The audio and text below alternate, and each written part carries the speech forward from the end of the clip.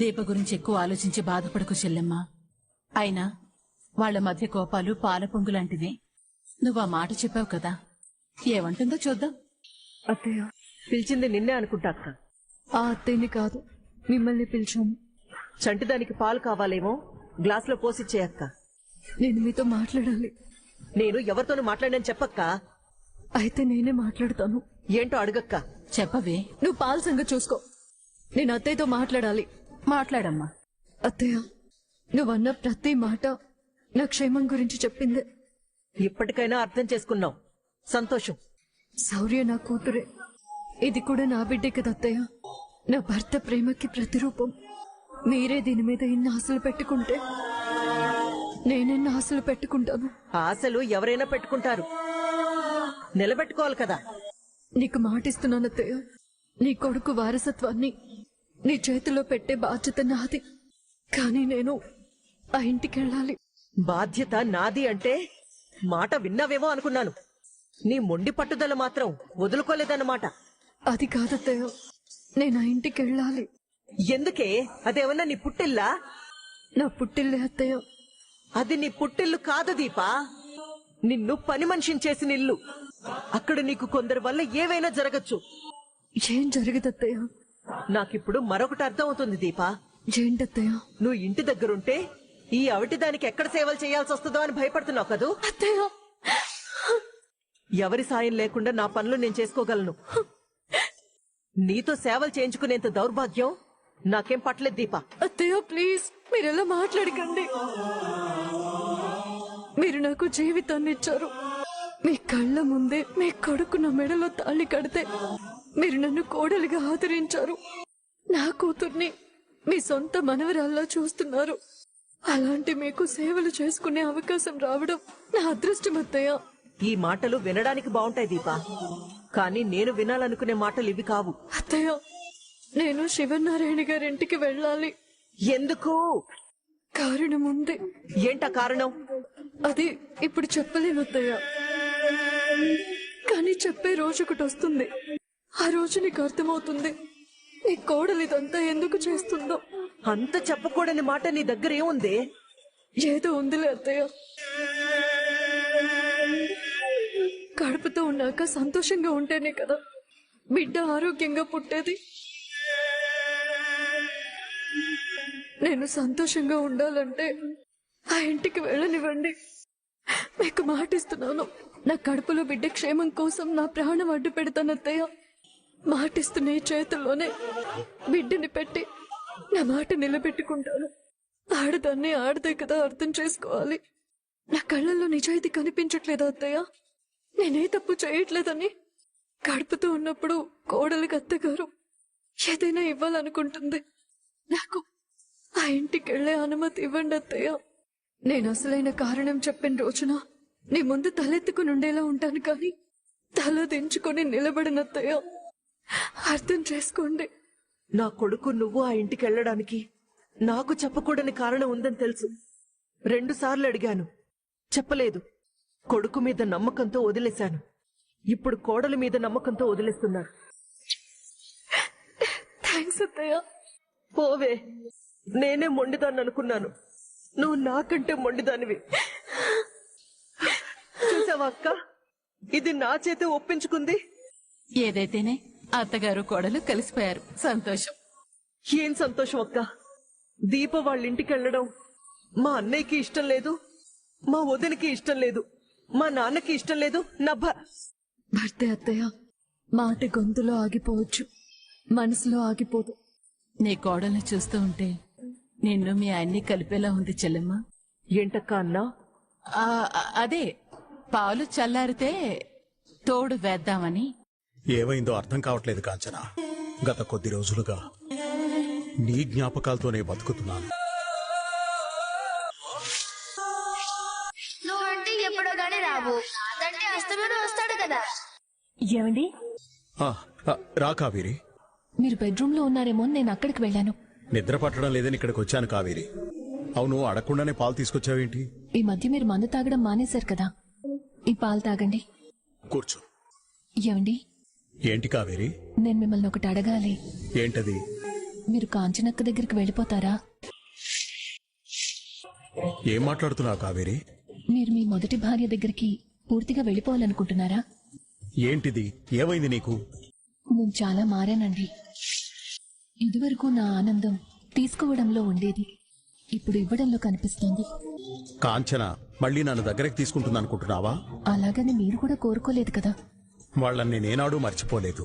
కానీ ఇప్పుడు మీరు నన్ను మర్చిపోయారు. నీతోనే ఉన్నాను కదా. గత కొద్ది రోజుల నుంచి మీరు బెడ్రూమ్లో పడుకోవడం లేదు. అయితే హాల్లో టీవీ చూస్తూ పడుకుంటారు, లేదా మేడం మీద రూమ్లో బుక్ చదువుతూ పడుకుంటారు. ఇప్పుడు కూడా మీరు కాంచనక్క ఫోటో చూస్తూ బాధపడుతున్నారు. 2 రోజుల క్రితం మీరు అక్కతో ఫోన్లో మాట్లాడుతూ ఏడ్చారు. నీతో లేదు కాంచన, నాకు మీరు కావాలి. నీతో బతికే అవకాశం అడుగుతున్నాను. నేను అన్నీ చూస్తున్నానండి, కానీ అడగాలనిపించలేదు. కానీ ఇప్పుడు అడగక తప్పలేదు. కావేరి, నా గురించి నీకు అన్నీ తెలుసు కదా. నేనెవరితోనూ బంధాన్ని వదులుకోలేదు. ఈ మాట నిజమైతే అక్క ఫోటో పక్కన నా ఫోటో కూడా ఉండాలి కదండి. నా వైపు నుంచి మీకు ఒక మాట చెప్పాలనుకుంటున్నాను. మీ సంతోషం తప్ప నేను ఇంకేం కోరుకోవడం లేదు. మీకెక్కడ ఉండాలనిపిస్తే అక్కడే ఉండండి. కావేరి, దయచేసి నువ్వు అలా మాట్లాడుకో. నాకు కాంచనా కావాలి, నువ్వు కావాలి. స్వప్న నా బిడ్డే, కార్తీక్ నా బిడ్డే. నా మనసులో ఒక దీపం మీద తప్ప ఎవ్వరి మీద ద్వేషం లేదు. ఇందులో దీపేం పాపం చేసింది? నువ్వు దీపని సమర్థించడానికి 100 కారణాలుండొచ్చు కావేరి, కానీ నేను దీపని ద్వేషించడానికి ఒకే ఒక కారణం. ఏంటో తెలుసా? నా కొడుకు డ్రైవర్గా బ్రతకడానికి కారణం దీపే. దీప కార్తీక్ ని డ్రైవర్ గా చేయమని చెప్పిందా? కార్తీక్ చెప్పలేని ఏదో కారణం వాడి చేతి పనులన్నీ చేయిస్తోంది. ఏదో ఒక రోజు నాకు తెలుస్తుంది. ఇప్పుడు దీప కార్తీక్ వారసత్వాన్ని కడుపులో మోస్తోందండి. అందుకే కదా జాగ్రత్తగా ఉండమని చెప్తున్నాను. కానీ ఎవ్వరు చెప్పినా ఆవిడిగారు వింద కదా. మీరు దయచేసి టాపిక్ డైవర్ట్ చేయకండి. నేను అడిగిన దానికి సమాధానం చెప్పండి. చూడు కావేరి, నేను దీపని ఎలా అయితే కార్తీక్ విషయంలో క్షమించలేను, కాంచన కూడా నన్ను నీ విషయంలో క్షమించలేదు. అలాగని నేను బాధపడ్డము మానలేను. ఫోటోలు చూస్తాను, ఫోన్లో ఏడుస్తాను. కొన్నాళ్ళింతే. నన్ను వదిలే కావేరి. నేను మాత్రం నిన్నొదలను. ఎందుకంటే ఇప్పుడే ఒక ఆడదాన్ని ఏడిపిస్తున్నాను, ఇప్పుడు మరొక ఆడదాన్ని ఏడిపించలేను. మీ కన్నీటి సముద్రాన్ని ఈదే శక్తి నాకు లేదు. నా వల్ల నీకు దెబ్బ తగిలింది, సారీ అమ్మా. నువ్వేం కావాలని చేయలేదు కదా, నీకు తెలియకుండా జరిగింది. ఇక జరగదులే అమ్మా, ఎందుకంటే నేను ఈ రోజు నుంచి నాన్నమ్మ దగ్గర పడుకుంటాను. నీలో చాలా మార్పు వచ్చింది. పిల్లలు అన్నీ అర్థం చేసుకుంటారమ్మా. అర్థం అవుతుంది. రోడీ, నువ్వు లోపలికి వెళ్ళు. నేను సారీ చెప్పాను నాన్న.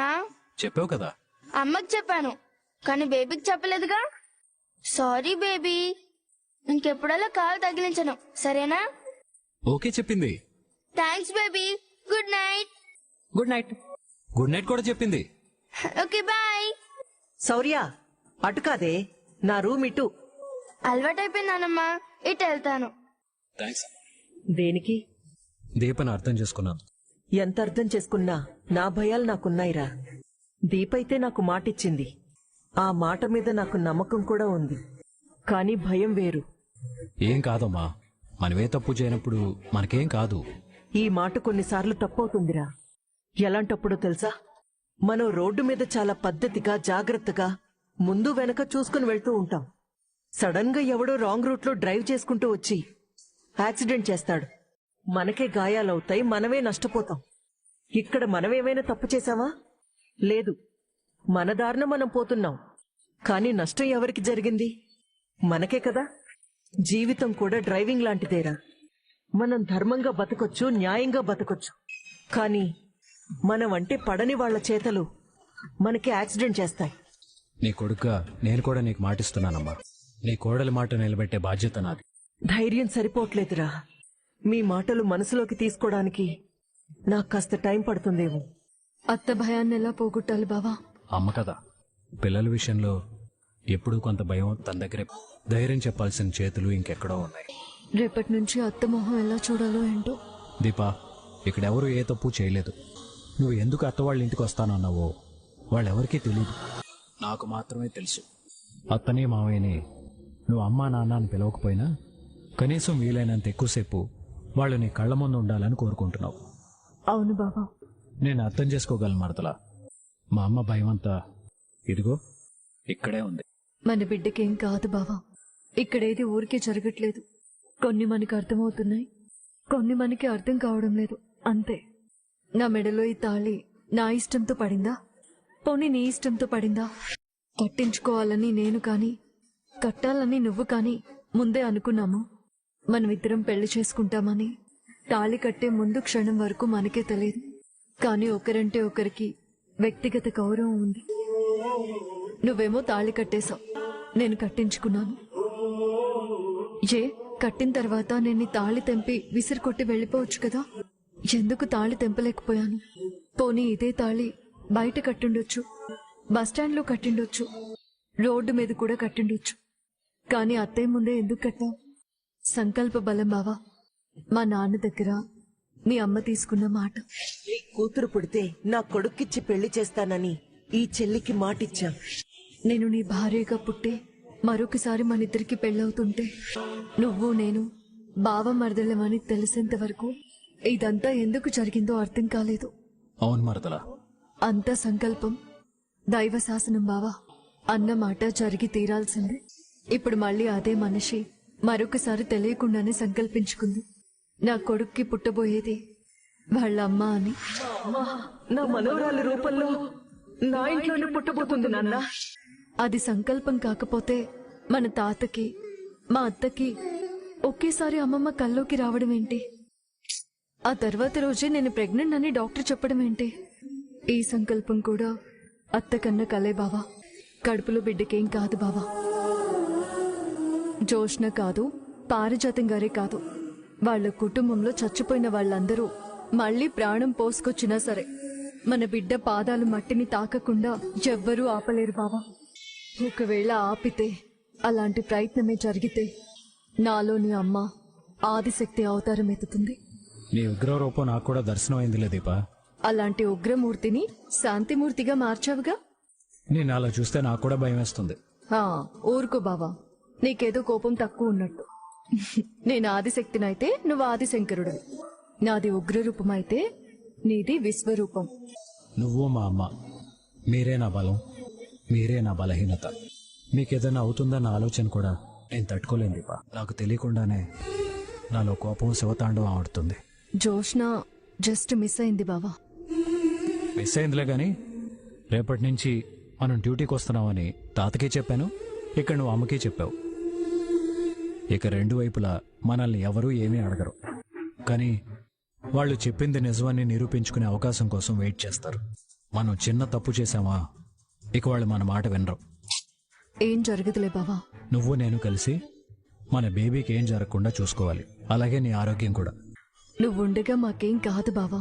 అమ్మేదో కార్ ఎగ్జాంపుల్ చెప్పింది కదా, అదే రోడ్డు యాక్సిడెంట్ అని.